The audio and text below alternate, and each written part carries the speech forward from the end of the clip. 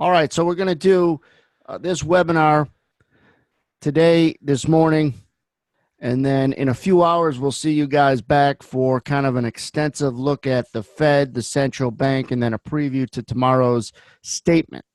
All right, so they got their two-day meeting commences today. They finish up tomorrow with a statement and then a press conference. We'll go at length. I'll go into that at 3:30 Central, a few hours from now. Today, or this morning rather, I'm going to go over a webinar I've done in the past that impressed a lot of people. A lot of people liked it, especially guys that have been around me.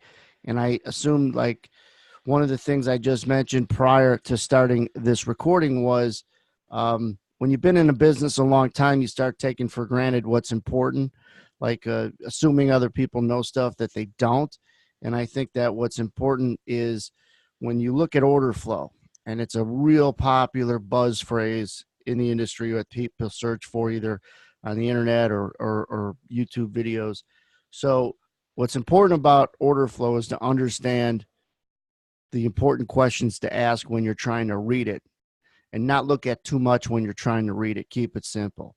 The basic important stuff in trading isn't known by most people. It's not that it's a secret. It's just not taught very much. There's some great people teaching this business. And then there's some people who aren't good. And I said this before, every industry has good, bad, and okay. So no different in this industry. The tagline, laugh, learn, trade, is I think this sequence give people the best disposition to learn and absorb when they could kind of laugh and let their hair down. If you don't know anything about me, there's a quick write-up. I started in the CME back in 1991, then left to go to school, came back in 96. That was when everything was on a trading floor. Then I became a CBO team member in 99, started trading on the floor, couldn't make any money, was ready to quit.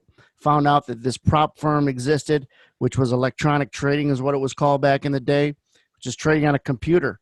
Got hired by what turned out to be one of the biggest prop firm, one of the biggest prop firms in and around Chicago, International Trading Group. And that's where I went from failing to succeeding because I was around guys that were doing it. And that was important to me.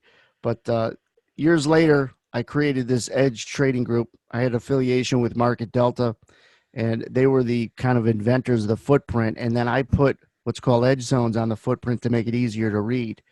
But I think collaboration, like I came from a group, is important. And every community, just because it's a community doesn't mean it's a good community. Remember that. There's a lot of stuff out there where you connect with other people, but the barrier to entry is zero, and so you get a lot of people from different walks of life that you don't want to be around.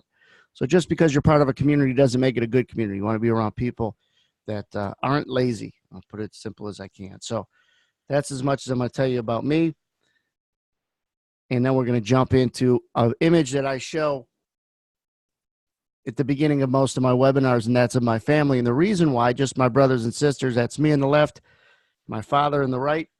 He used to say growing up, if you know how, you'll have a job, but if you know why, you'll be the boss. If you know how, you'll have a job. If you know why, you'll be the boss. So what is the why in order flow? In order to ask the right questions, you got to know why order flow is important. Why is it going to give you good moments to get in the trade? Called the when moments. That's why order flow is the why. It gives you the opportunity to pull the trigger, to strip out randomness. But it's the why markets move. I'm going to say a phrase later on called, after you buy it, you're a seller. After you get long, you now are a seller to get out. So is everybody else. That's a phrase that's resonated with everyone that's heard it for the first time. After you buy it, you're a seller. So a quick agenda, what we're going to cover in this morning session. Remember, we're going to do 3 webinars. We're going to do today at 11, later this afternoon at 3:30 p.m., and then tomorrow at 12:30 Central, half hour before the Fed. This morning, 3 order flow patterns that we're going to talk about. I'm going to tell you a quick story about a car lot. We're going to look at the first pattern, long up, down bars. and then the next two pattern head fakes, and then where the stop started, I call it. And then I'm going to show you some slides, tie in some stories and metaphors, and then we're going to go to some live charts and show you these patterns that happened today. I'm not just going to show you all these great patterns that worked 5 years ago, 5 days ago, but how about maybe 5 minutes ago? And that's what we'll do.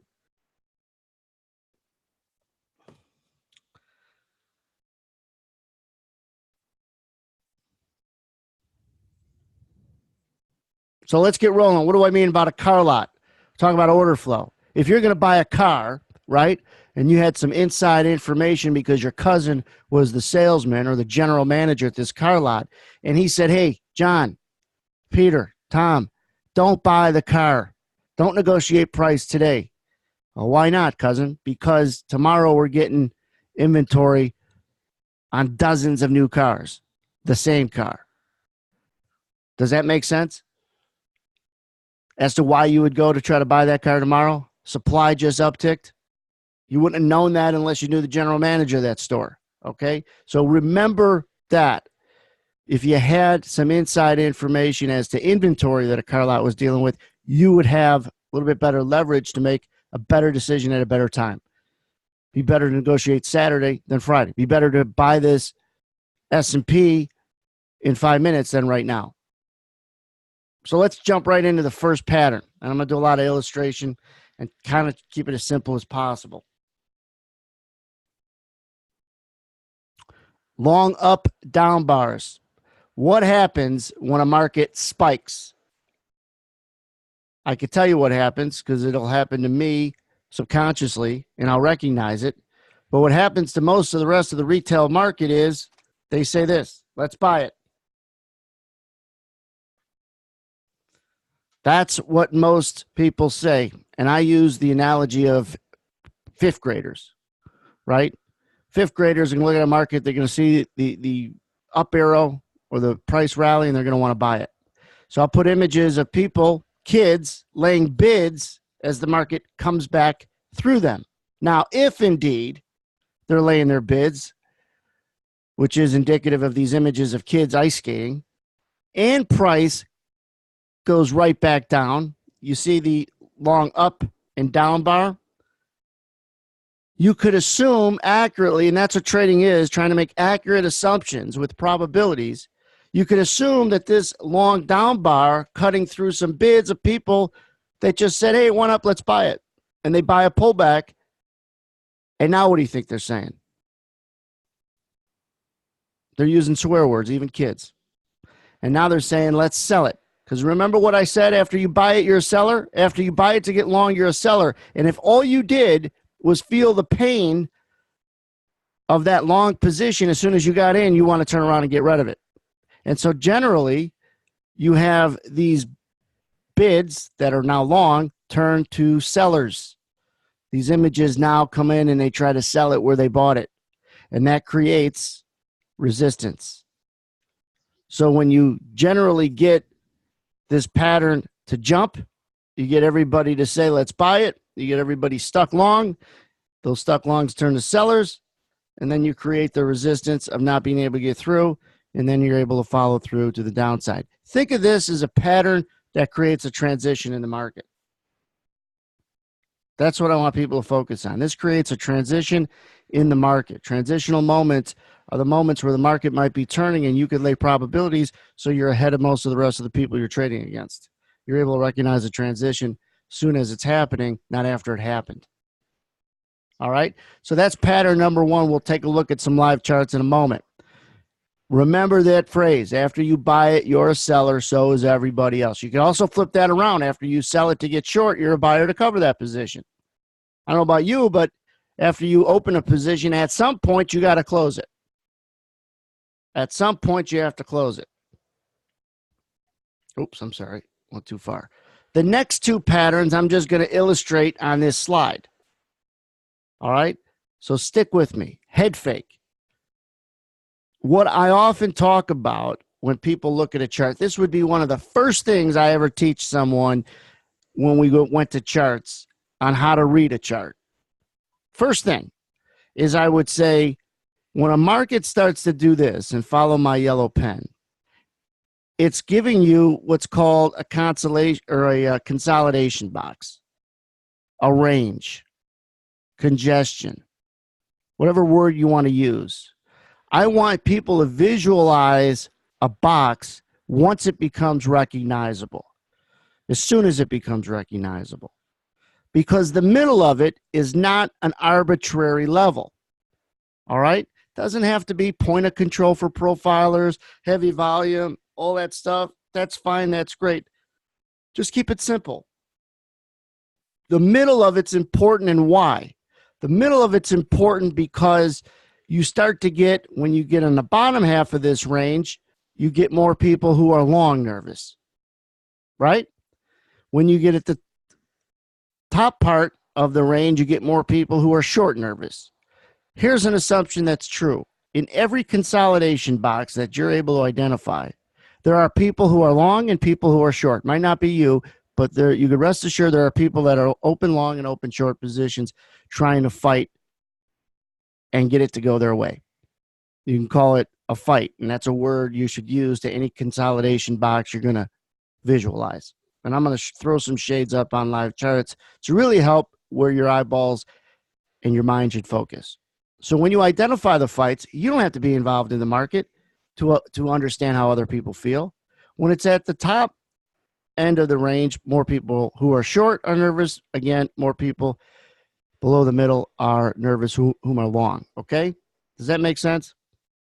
It doesn't mean you're going to break out right away, but it does mean that the people, if you get overloaded longs, I'm just sorry, down here, overloaded longs down in here, the bottom of this box is in trouble for price to follow through to the downside and go lower. If you're overloaded too many shorts, the price at the top of this range is in trouble to break out and go higher and follow through. So far, so good. So consolidation boxes are really important to understand and visualize. Should be simple, especially after going over that. I got to turn down my Trade the News squawk. Hold on one second.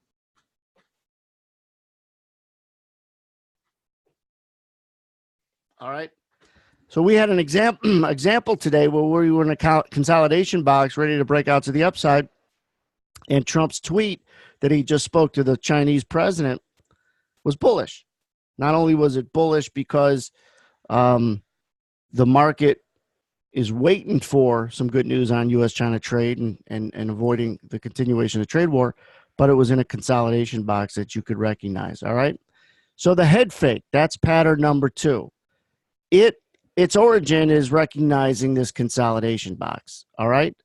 What it does is fake the market to the downside in this particular example and breaks out to the bottom of the box. However, it doesn't follow through and jumps right back into the box and starts to breach the middle. Why is this pattern a probability, and why is it include order flow? Well, because you start to get people, you already got people who were long in this fight, all right? You got a lot of them to puke the position when it broke out of the bottom of the box. They had their sell stops below and they puked it. So if you have less longs in the market, you have less shorts. I'll abbreviate it. Remember this saying, after you buy it, you're a seller? So after you're long, you're a seller. And if you sold it when it broke out of the bottom of the box down in here, you're no longer a seller above the market. So you start to clear, if you indeed shook out longs, you start to clear a path for price to go up. Let me clear this and draw it again. Here's the consolidation box that you're visualizing. Here's a false breakout to the downside. But you have to know why the market, if it jumps back in and starts to breach the middle, why does it have a really good chance to take out the top in this head fake pattern? Number one, because you just shook out longs, so you have less longs in the market. Less longs equal less sellers. Less sellers make it easier to go up. All right, we know that part. The other thing you did was you encouraged people to get short playing the breakout. So you just invited more shorts, MS. What do more shorts mean? More buyers. These are the two equations you need for higher prices. You need less sellers and more buyers. That clears a path for the upside. More shorts because of this breakout just got stuck. Almost similar to kids. They see the market go down, they get in. And they're wearing it right away. The middle of that fight or that box that you visualize is not arbitrary. When you start to move through the middle, you get a lot of swear words to start to take place from shorts. And the people who got shook out. I don't know about you, but if I get shook out and get out of a long and then it rallies, I'm mad. I might start chasing. That's what people generally want to do. So this head fake, and I'll draw it again up here, is a market that's chopping sideways, makes a move lower, jumps back in the box, and has a better chance now to break out, but to the upside. All right? And you could take, let me erase all these. You could take this example and just flip it around. It jumps up. Looks like it's going to break out. No, it's not. Comes back through the middle and dances all the way lower. What's the equation in this case? Well, when it jumps through the top of the box, you shook out shorts. So you have less sellers, or less shorts rather. Less shorts means less buyers. You stick a lot of momentum breakout traders long. So you have more longs, and more longs equal more sellers. This is the equation for downside prices in the price of anything. Cars, plane tickets, houses. If you have less buyers and more sellers in a neighborhood selling a house, prices are going to come down. No different in the S&P, futures, crude oil, Nasdaq, Russell, Dow, bonds. The head fake. The first step of the head fake is identifying the fight or the box of the range that market's in. In order to do that, you have to have good rotational periodicities. Sometimes 2-minute, 5-minute, 15-minute, 60-minute, Renko, all those other periodicities that you could use aren't good. I like point and figure, but I don't want to make this webinar about point and figure. What's good about, what's important, I should say, about whatever time frame you use is to have the market show you rotation. Remember that word, rotation, like a snake. Nick says, that was the head fake just happened in the S&P? We'll take a look at it. So that's number two. Number one was the long up down bar. Number two was the head fake. Number three is where the stop started. Where the stop started. All right. Now, this one, step one, you also want to not necessarily identify a box. It doesn't have to have a consolidation box, but generally through the top of a box, you had buy stops. You had buy stops get elected for people who were short inside this range and maybe people who are short from below. They see the top of this box, they put their buy stop in, correct? This time it doesn't fake and go down, go up and then down. It actually goes up and goes up. It actually worked. Two things happen. Where the stop started, if the stop started here, generally this is going to be really good subsequent support in this example. Why? Because the orders that came in here to get people out of the short position did a couple things. It probably made the market go fast, and it made people who were short that didn't get out inside this circle angry. And if the market comes back down to give them another chance to get out where they wish they would have got out, what are you going to do? You're going to try to get out. Everybody's going to try to get out where they wish they got out, to cover long, short, whatever. If you're given another attempt, you're on your knees saying, hey, God, I took all this heat all the way up to here. It's giving me a chance to get out where I should have got out. Let me out. What are you down in here? You're bidding. If you're short, you're bidding, correct? So where the stop started, if a bunch of buy stops got elected, it probably picked up the tempo where they got elected inside this circle. If it picked up the tempo, it's safe to assume that a lot of people miss buying it. If the tempo picks up to the upside, people miss buying it, not selling it, because you could sell it at a higher price. Good for them. But they miss buying it, correct? And if it comes back down, the reason why it becomes good subsequent support is you get all these people who miss buying it the first time in this circle, desperately trying to buy it the second time. And you generally could get a bounce. And where the stop started is a great pattern for support because of this whole order flow progression. Or people that quickly come in and buying is an important question. Did the market go in the direction that it's supposed to? Remember, I said reading order flow is all about asking the right question. Here's what the right question is. If you don't remember anything from this webinar, remember this. Order flow is about recognizing buyers and sellers, but asking the question, did it do what it was supposed to do? If the market shows you a lot of buyers, okay, and the market goes up, well, it was supposed to. There's no clue there. But if there's a lot of buyers and the market cannot go up, it cannot go up, it cannot go up, it cannot go up, and it should be up here because of the level of buying you had in here, then look out below. When a market doesn't do what it's supposed to do, is the clue that it's going to do the opposite. So when reading order flow, do your best to recognize buying and selling, but ask the question, is this buying creating higher prices? Because if it's not, you should be bearish. I'll say it again. Is this buying creating higher prices? Because if it's not, you should be bearish.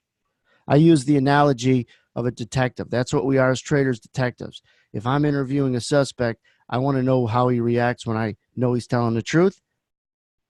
And then I want to see if he's a little different when I think he might be lying. Can I identify a tell? Card players in poker do the same thing. We're trying, the other poker players is the market. Are these patterns? Are these buyers and sellers that you try to recognize through different tools to read order flow? All right? Patterns are one of them. And I think when people became apprised to a pattern that had something to do with order flow, they liked it. That's why they liked this webinar I did a few months ago, because patterns are something that are easy for us to recognize, but you want to identify the obvious and do the opposite. You have to be, yes, I am recording this. Some people have asked that question. So people have asked me, you know, when the fifth grader recognizes, when the fifth graders are all bullish, you want to be bearish, but you want to find out where they're stuck. And some of these patterns allow you to do that, right? So before I go to the charts from today and we'll pick out these patterns, I did it live in the trading room every day, but we'll do it in from today's price action. Nick said one just happened as I was going through this slide. But are there any questions regarding these three patterns? Long up, down bar, head fake, where the stop started. Let me illustrate these three patterns real quick on the right side of your screen. This is a long up, down pattern, real simple. Price goes up, retraces real quick. Pretty much the next bar. Head fake, you identify the consolidation starts to go up, back through the middle goes down. Where the stop started, you could identify consolidation, goes up, continues up, and generally where the stops began is going to be subsequent support to re-rally. Those are the three patterns that I want you guys to kind of recognize as they're happening, but now that you know why that they might work, you have a better chance at executing.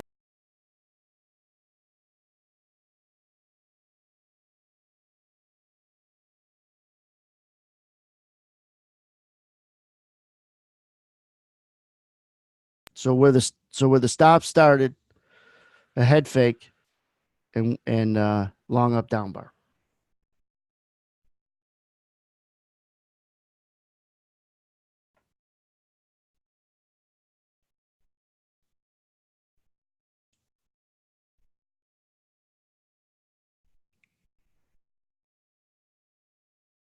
All right, let's clear this screen and go to the charts. These charts are familiar. Those that are in the trading room, this is the layout that you see. Here's the head fake that Nick was talking about that just happened as we were talking.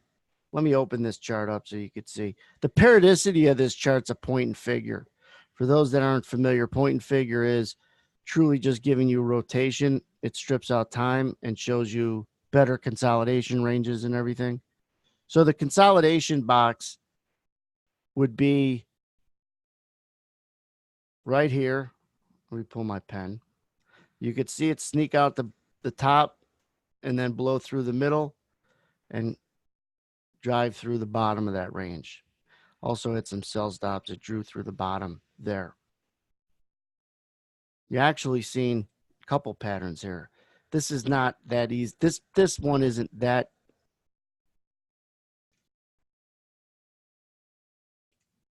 All right. You guys hear me okay?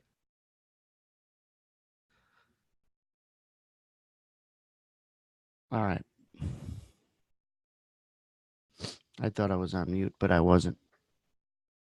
This pattern is easier to see than this next one I'm going to give you. This one in here is kind of a choppy consolidation box, but you do see it breaks out, and you do see how the breakout had some small subsequent support rotation. Because remember, each one of these bars, guys, that aren't familiar, everyone not familiar with point and figure, each one of these bars are up or down bars. So look at the arrows next to the bar. That's how the market's actually moving. So it drives up in here and then scoots back down, cuts through the middle of that range, and then has a chance to go the other way, which it did.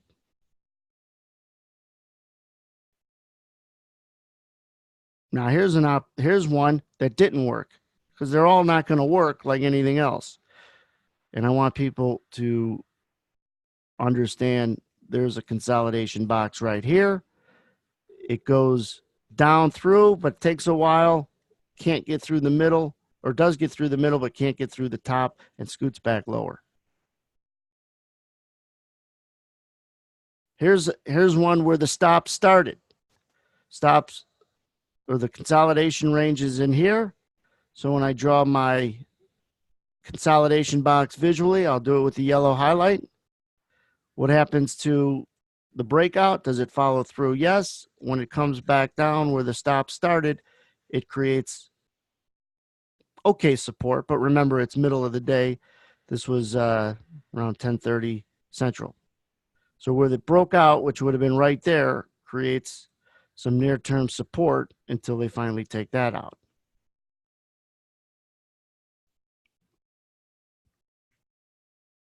You also get where the stop started, the market gets fast right there. There was actually some news that came across the wire about the Fed and Trump. Is he manipulating the Fed, or are they going to get rid of Powell? And it created some bearishness right around 1025, 1030. But anyhow, right where this arrow is where some sell stops came out. It's not coincidental that there was support when it reapproached it. We'll take a look inside the footprint, and I can almost guarantee that the market sped up right in there, and that's what created that resistance. I might have said support, but that resistance all in here before it leaked lower. So this would have been where the stops started. Sell stops, that's where they started. Market goes down, comes back up, and uses this as resistance. And why? Because people who did not sell it there are given another chance to sell it, and they're all trying to beg to get short or to get out of a long. And that selling is what you need to create resistance. Good resistance is always resistance because people are trying to sell to get out of a position. Remember that. Resistance equals when it's good, and when it works is people are trying to sell it generally to cover a position. Let me explain why, because this is important. Why would that be? Well, if resistance is up here in this line I'm going to draw, and it's going to work, let's just say, comes up and comes back off, right? Why would it be better for people selling to get out of a long than selling to get short? And the reason is because if they're selling to get out of a long, if they get filled, they're no longer in the position. If they're selling to get short, you turn them into buyers. And that makes it tough for it to remain resistance because you turn them into buyers, and buyers make markets go up generally. So when people are selling to cover a long position, generally creates better resistance.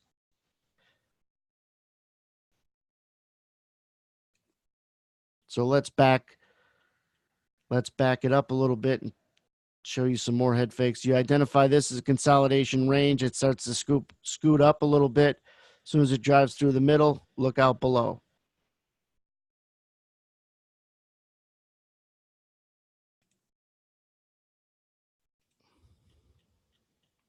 We had a nice one this morning here where the stop started. Not a great one, but an okay one where the stop started in here. You draw them across, a little bit of support down in there.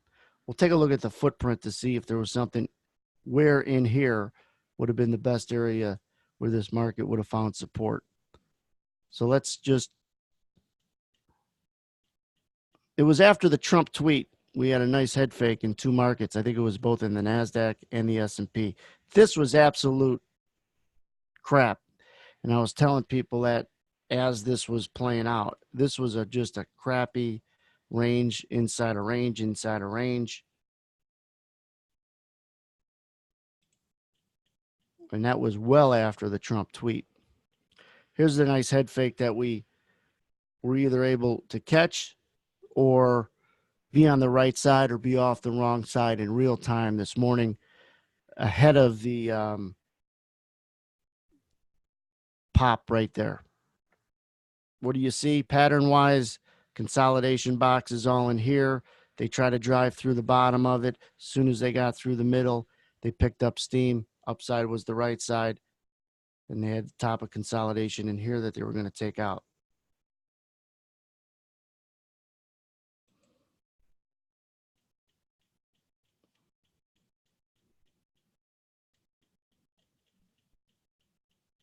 There was another pretty decent one.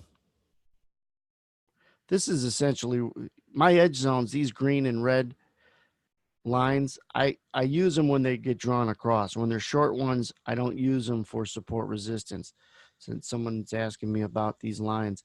So when they get drawn across, they're generally really good subsequent support or resistance.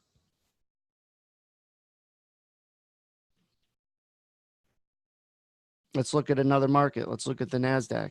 The Nasdaq generally has some pretty good breakouts, right? Consolidation areas. Here's a nice one that we had. It was around, I think, just before 10. This is a consolidation box all in here.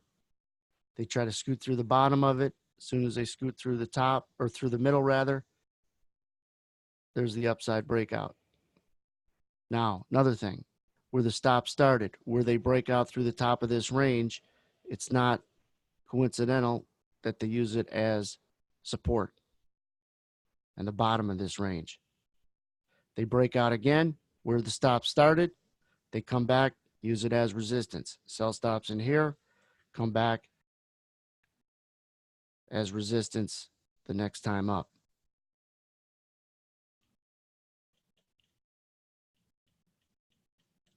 It was a nice head fake, I think, after the Trump tweet in the NQ.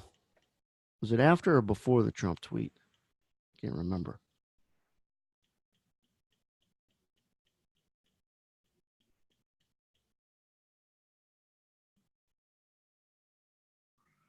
Here's a breakout, subsequent support where the stop started. Here's a little bit of a head fake. You identify the consolidation range, it drives through, and then once it approaches the middle, the upside's generally going to be the right side.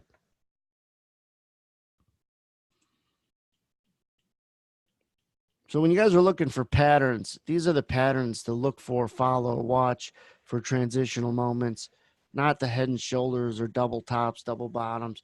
Generally, once you recognize those patterns, it's too late. The opportunity from them are gone.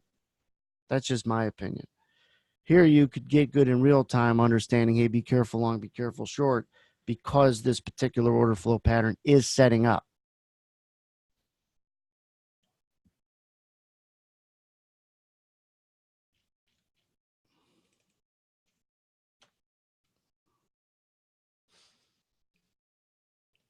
Now, I wasn't able to watch this in real time, but this is the head fake, same scenario as I was talking. I think, Nick, that you talked about, only this is the Nasdaq. Here's the consolidation box. They try to peek their head through the top side. As soon as they cruise through the middle, they were gone. So there's a lot of where the stop started in head fakes. And generally, you'll get more of those in volatile or more volatile days. Today, we gapped open higher, and then we also got pushed higher with that Trump tweet, then got pushed lower with that Fed comment. Let's try to pick out some long up down bars when they work or don't work. These are footprints, and I don't want to give you guys, I don't want to get you guys confused. But all these column of numbers, like this entire column, is the same thing as the white bar that you've seen. Only we show where the tempo picks up with more of the flow that's coming in, aggressive buying and selling. Red if it's selling, green if it's buying. There weren't many long up down bar examples because we had more of a volatile session. But there was actually one that didn't work, but didn't get you killed either if you played the transition. It was right in here. Remember this, guys? We had a big up bar. We had a big down bar. And I was expecting this area to be resistance. It nosed up through it a little bit more than it should have. So it actually had a long up bar in here, down bar in here, and then up bar. Generally, when you get those three, you get some chop out the back end of it. And we did before it had its continuation.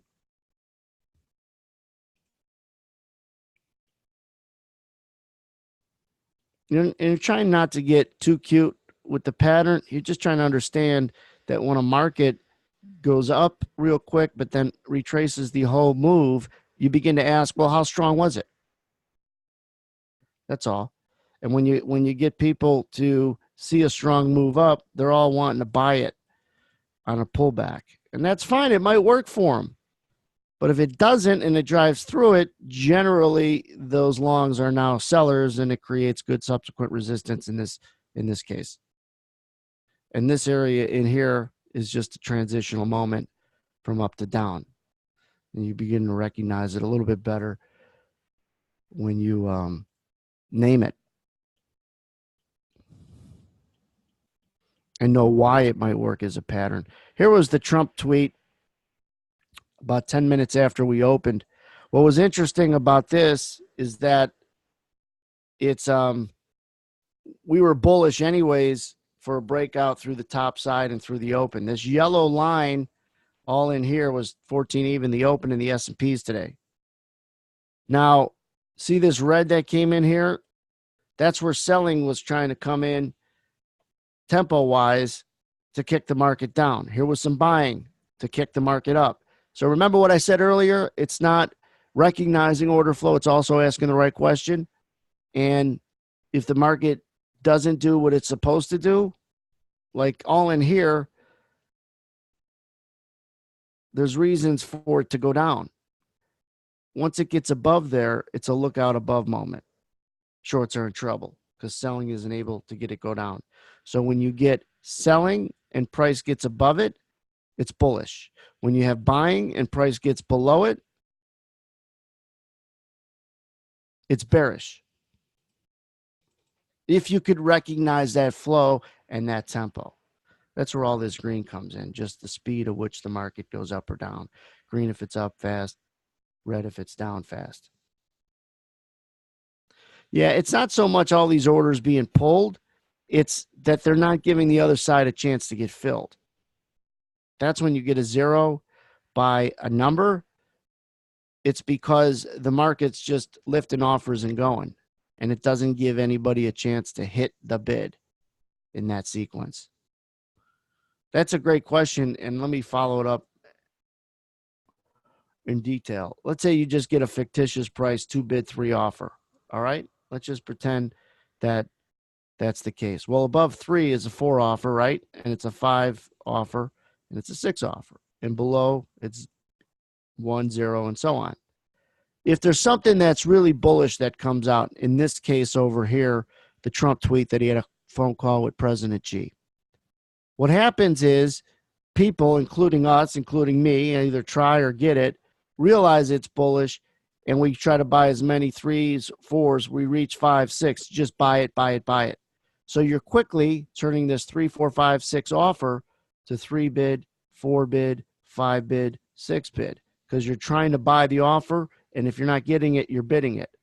The problem is it's going up so fast, they're not coming back to hit the 3 bid, hit the 4 bid, or hit the 5 bid, or hit the 6 bid. That's why there's all zeros in this column. They came back and hit 37 at 15 even. But other than that, it's not that there was no orders there. It's that no orders got filled there.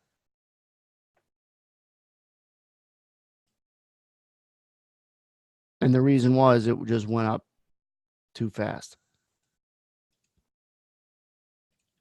In fact, we haven't even come back to test that area yet. It was around 15, 16.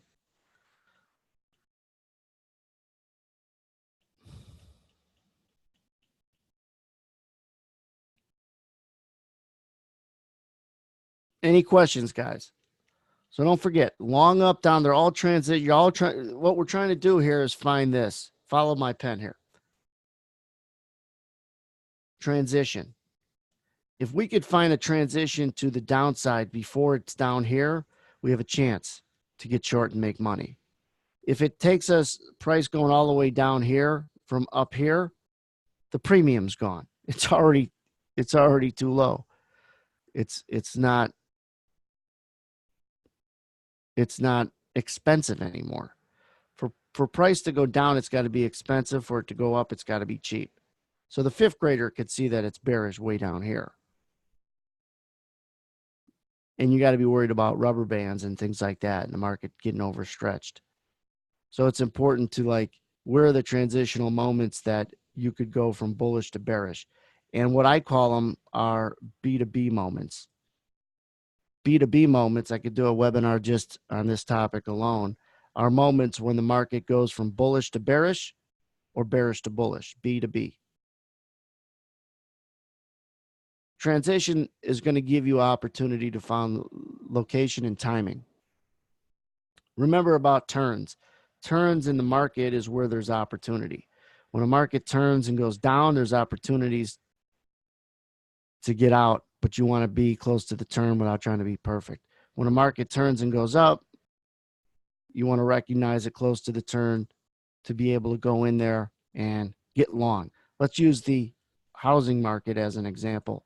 In 2007 and 8, we know that the housing market collapsed, and in 2011, it started to rebound. When did it make the turn? Well, it made the turn when mortgage apps were finally getting satisfied at a more normal rate, and that was 10-11. So as a real estate investor, you're looking for mortgage applications to start having some solid approval rates of 50, 60% than 2%, because now you're starting to satisfy buyers and you're actually starting to recognize them. That was the bottom of it. That was the turn in the housing market. The turn in the housing market from up to down was when they started pulling subprime in late 06. People think 08 was when the crisis happened. Well, the crisis was most volatile in 08, but late 06, early 07 was the beginning of subprime, them not satisfying subprime buyers. And so you started to really create more sellers, less buyers in that scenario, because they weren't lending to people. Therefore, they're not creating buying in that market. August of 07, by the way, was to me, the beginning of the housing market or the financial crisis. In August of 07, I'll give you guys a little bonus part of this webinar. In August of 07, the Dow got hit down 300-400, which was bigger than it is now percentage wise. And they started to attribute to subprime and mortgage.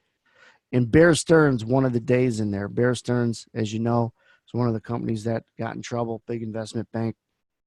And the Dow had a nice rebound after August, like maybe September, October. And the Dow was up like 300 points. It was up a lot. And Bear Stearns was down like 6%. And it was like the fall of 2007. It's like, I could see Bear Stearns down 6% if the Dow is down 2 or 3%. It's guilty by association, whatever. But you got a big divergence. You got strength in the indexes, and this is like a sore thumb. And you know what the market did? Pattern-wise, head fake. Take a look at 2007 on a longer time frame. Here's what it did. It was going sideways. In October, it went down a little bit, but in October, it shot up, made new all-time highs, October of 2007, and then gone. It made new highs, and then as soon as it started really rolling, it was gone. So the financial crisis started in August. October actually made higher highs, and then they stepped all over it.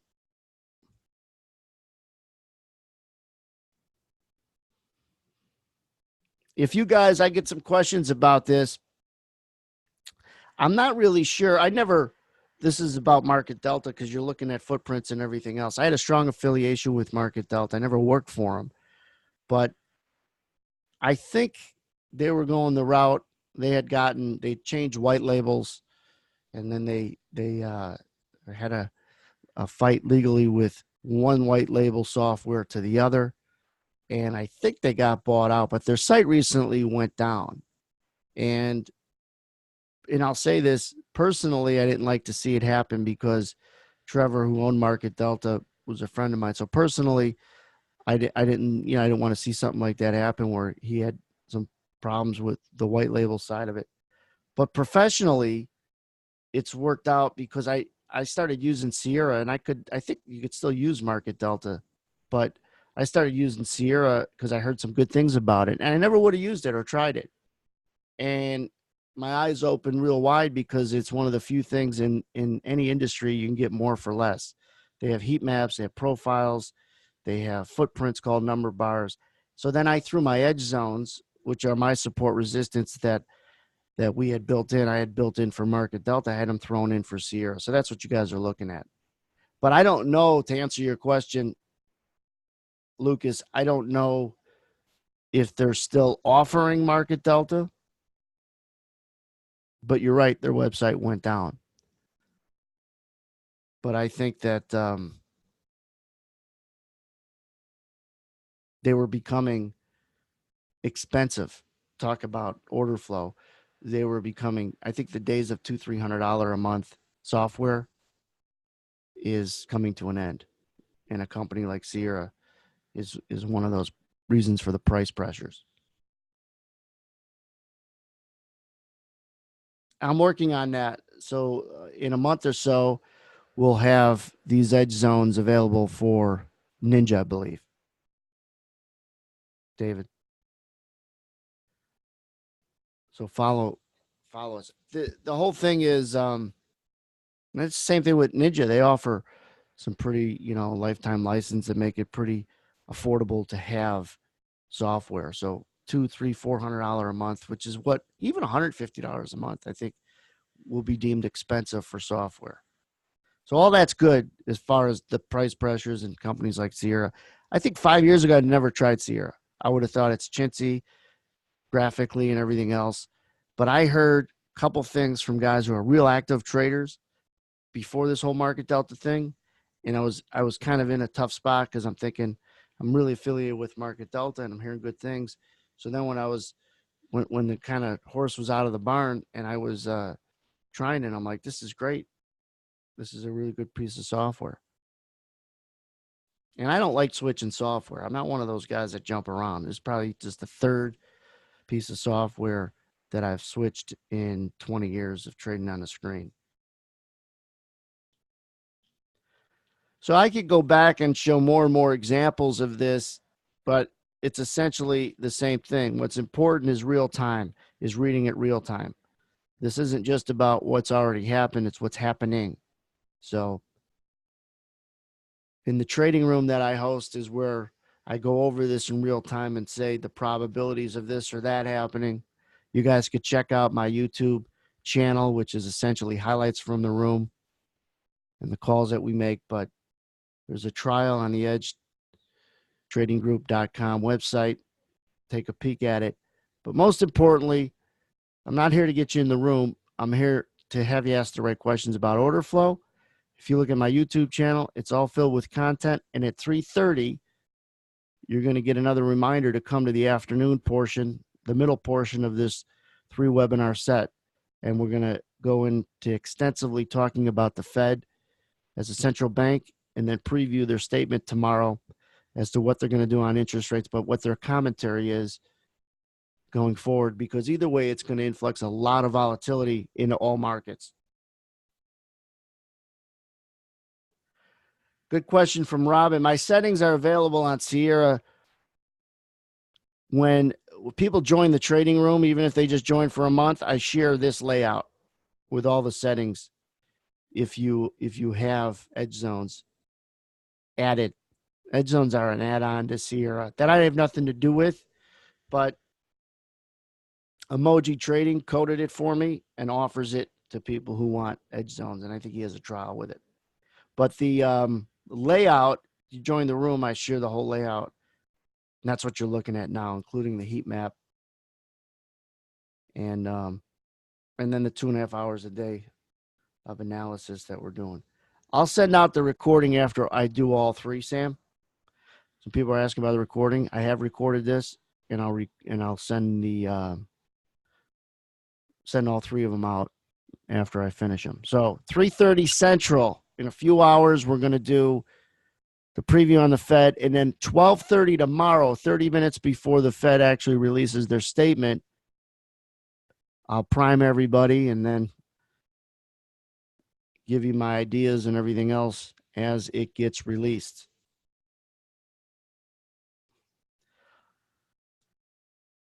Yes, so David has a good question. Do the zones get created off of big bid offer imbalances? Yes, but not only. So I have another chart that you don't see on my screen that's up here that I filter out for bigger buying and selling. Hold on, let me bring it down here for you.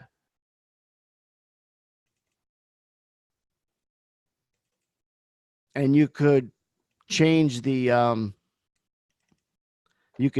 criteria. So when big buying or selling comes in, it'll mark it for you. You could also have a line go across. I don't for this particular chart. I just want to see if big buying or selling could get the market to go up or down. Like this is the top of a head fake, no coincidence. Buying came in, couldn't get it to go up, couldn't get it to go up. And when the market's right in here, you have to assume the downside's the right side. All right. You don't know that this green isn't going to send it up when it's happening. But what you can do, David, and everybody else, is saying to yourself, why isn't it going up?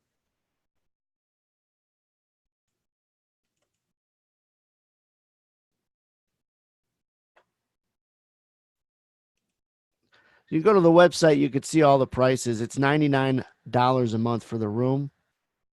And I think $49 or $69 a month for the edge zones that he charges. Let me give you guys the link for that. Let me find it first.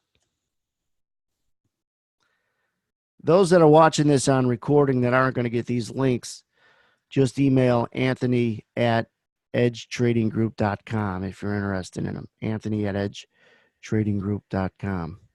Let me pull this up for you guys, and just a few have asked for it. Either if you have Sierra or not, you could use this link.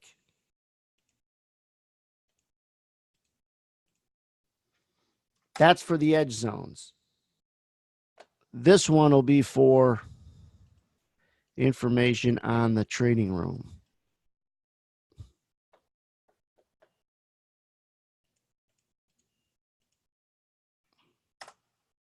I also had something that I thought was really cool. And if you spin it, you could win. If you're a unique visitor to the site, I did it because I just thought it fit into trading really well. There's a wheel on the site that if you spin it, there's discounts for the room. And I bring this up because I got to tell the story. I wasn't even interested in sunglasses. And there was a video caught my attention. And I clicked the link because the video was pretty neat. But then on the website, they have this wheel. You spin it for discounts. I wasn't even interested in sunglasses, but I was interested in winning because of just the trading background. I think we're all interested in winning. But then the trading background, you look at, you know, winning trades, good trades are winning trades, bad trades are losing trades. And that's the wrong way to think. But we're all addicted to that suspense. And I think that if you're always on the fence, like, should I try this or not? The thing about trading is you don't have to say yes to something, but you have to say yes or no as a trader.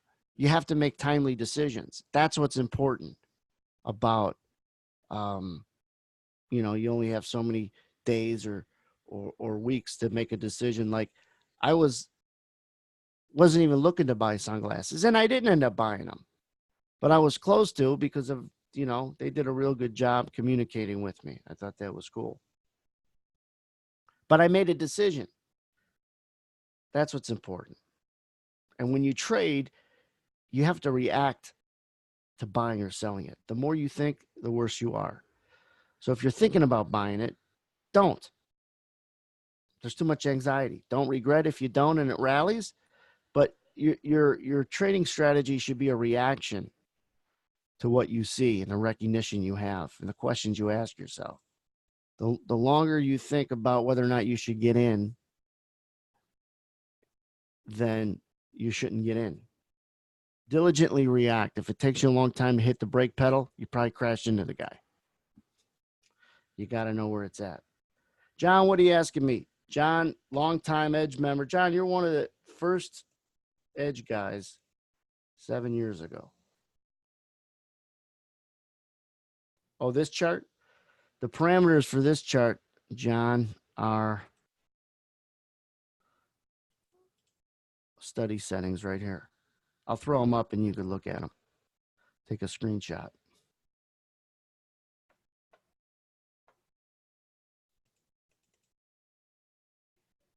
I don't make those promises. Good question. I have no idea if you can. I think 200's a little bit much with a one lot in the ES, if you're talking about the ES. So I get a question, can you make $200 per day trading one lot from my teaching? This person's fed up with room promises. I don't make any promises. It all depends on your ability to understand, work at it, review, but I'm not selling a strategy. It's a good question, though. You want to give yourself the best chance. That's what this service is about. What's going to give me my best chance? You're not going to copy someone. That's not going to work. You've been through that.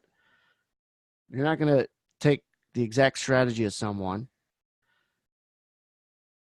You've already been through that. You just have to have a better understanding of why the market's doing what it's doing. Give yourself the best chance to be consistent. Now, $200 a day, when you talk about trading, and I want people to think this, don't think about dollars, think about ticks. All right. Could you make 15 ticks a day, roughly, in the ES? If you're talking about the ES,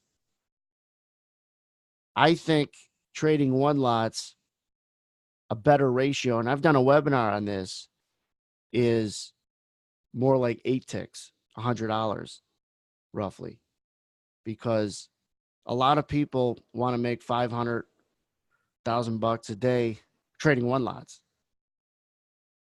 Not going to happen, right? So they have an unrealistic goal and they try to implement a strategy that's trying to achieve an unrealistic goal. How well is that going to turn out? So 200's on the borderline of even asking too much. You want to keep your expectations, in my opinion, realistic, which is roughly 8, 9, 10 ticks. I don't want to get too exact per one lot. I think the micro that's been introduced a little more than a month ago by the CME is a gift from God for people that have been struggling and trying to learn, because you could trade it cheap. You could have skin in the game at the same time and try to get yourself to trade the mini and trade more than one lot. There's a guy that told me, I remember hearing a long time ago when I started learning about trading, when you trade one lot, you're on the team. When you trade two and more, you're on the field. And that's when you can get yourself in a position to do better. But good question.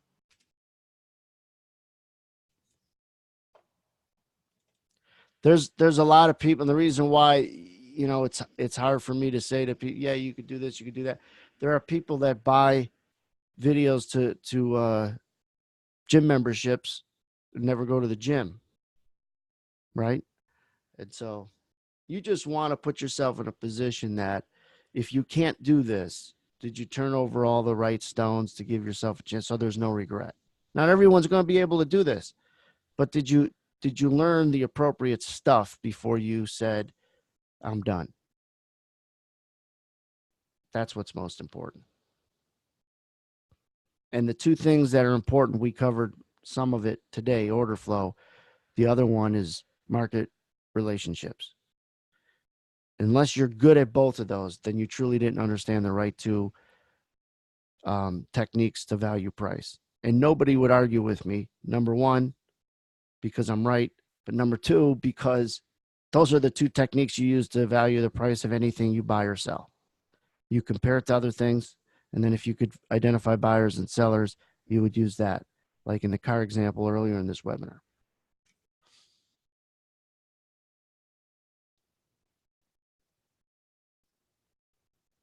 Yeah, so to follow up, are there multiple opportunities a day? Yes, there's multiple transitions. More volatile, more opportunities. And always think of it that way. The slower the market, if you get into a really slow and dead market, then your opportunities are going to be slim or less. Be less trades you should make. I don't trade bonds, but I watch them, David. I'm going to talk more about them at the 3:30 session later today, because obviously they're affected a great deal by the Fed statement tomorrow. All right, so I'm glad you guys came. We'll continue this when? About 3.5 hours. Let me rest my voice. And I'm not going to make this recording available until all three of them are done. So today at 3:30, tomorrow at 12:30, all Central Time. The next two are going to be about the Fed. Someone's asking me about Forex. Now that the micros are introduced, I wouldn't advise you to trade Forex. If you have Forex data, you could pump in footprints and imbalances and all that stuff. And these patterns are helpful in anything with a price attached to it. But now with the micros, it was like the futures industry's answer to Forex, being able to trade something with a minimal amount of risk to get used to it. But it's more regulated futures and it's more transparent than Forex will ever be. So from my experience, anybody who's trading Forex, everyone I've talked to that went from Forex to futures, wish they'd have done it from the beginning. That's just my experience. I never traded Forex, traded currency futures, but not in the cash markets. Just my experience. 10 out of 10 times, if someone went from Forex to futures, they just wish they would have started in futures. They love it. All right, guys. See you in a few hours. The recordings will go out some point tomorrow with all three of them packaged together or put on YouTube, but I'll let you guys know.